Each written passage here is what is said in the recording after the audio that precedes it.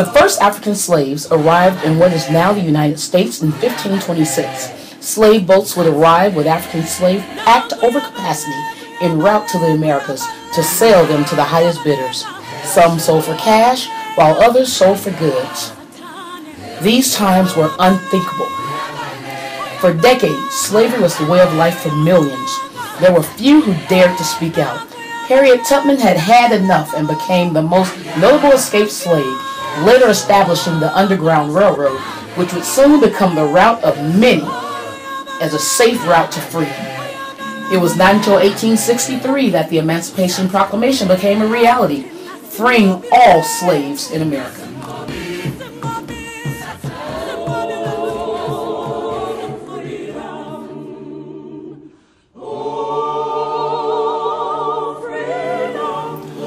Although this was a great advancement on paper, the minds of white America was stagnant, believing that no piece of paper would make blacks their equal. Segregation was prevalent in every aspect of life for the now freed slaves. As time progressed, many took charge to end segregation, which created many opportunities for African Americans. The available jobs were not the high-paying positions that white America enjoyed. Many found themselves working for just pennies a day. As African Americans began to have the opportunities to go to school, the job choices became better. Hard labor positions also began to appear as areas began to develop.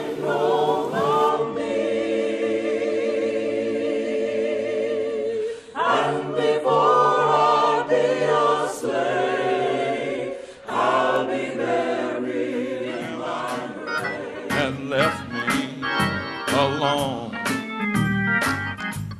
by night.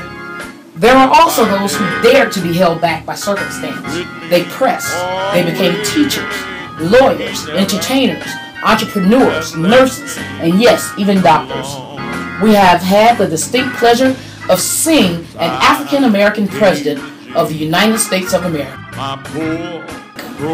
We have arrived, or have we? We no longer adorn metal chains binding our hands and our feet. We no longer have to answer to our slave masters of years past. Yet, we have new masters. Those things are people that we have consciously given power over both our minds and our bodies. Those things that make us choose wrong instead of choosing right. Those things that destroy our families, kill our children, incapacitates our ability to think, but most of all, causes us to turn away from God who created us.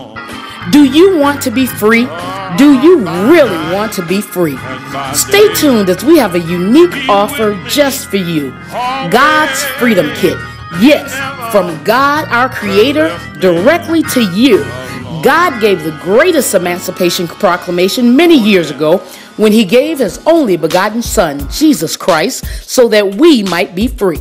Today, this Freedom Kit still has the power to free you from whatever may have you bound. And it's available to you today, tomorrow, and forevermore for the introductory price of free.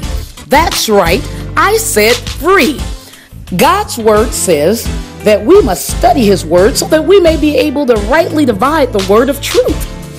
John 8:32 says, "And ye shall know the truth, and the truth shall make you free." Romans 6:18 says, "Then being made free from sin, ye become the servants of righteousness."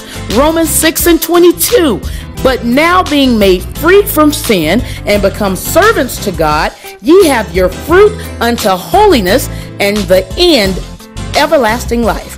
So therefore we beg you, young, old, boys, girls, men, and women, to accept the charges given in Galatians 5:1. Stand fast, therefore, in the liberty wherewith Christ has made us free, and be not entangled again with the yoke of bondage. Prayer warriors are standing by to accept orders from you for your very own Freedom Kit designed just for you. Get yours today.